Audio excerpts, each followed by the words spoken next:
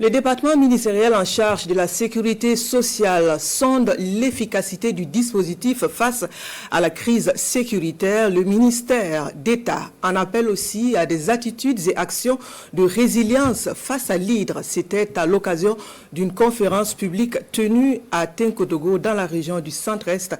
Le point de Hassan Guébré et Poliabré.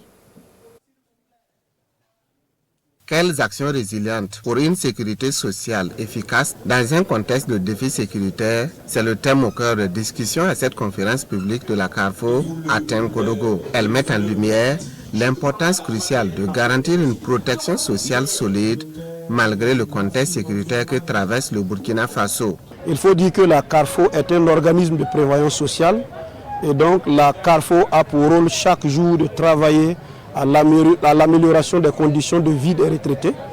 Et donc ce thème a été initié pour que nous puissions avoir des réflexions sur tout ce que nous pouvons faire dans ce contexte que nous vivons. Nous avons imaginé avec donc les participants qu'on pouvait continuer ou asseoir sereinement un effort de digitalisation de tous les services offerts par la Carrefour.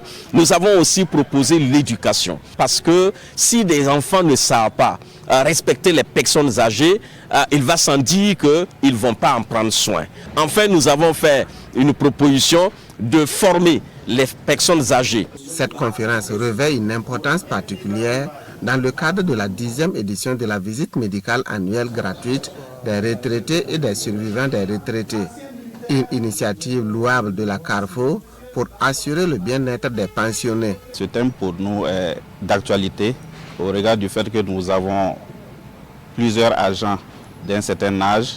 Ils sont dans le quinquennat de la pré-retraite et des informations recueillies vont nous aider à préparer notre personnel d'un certain âge pour qu'ils puissent préparer aisément les dossiers de retraite. Tout en appelant à l'unité et à la résilience de tout le peuple burkinabé pour faire face à la crise sécuritaire, le ministre d'État, ministre de la fonction publique, a aussi souligné l'importance du patriotisme et de la solidarité nationale pour surmonter les épreuves et espérer voir la fin de cette crise d'ici la fin de l'année 2024.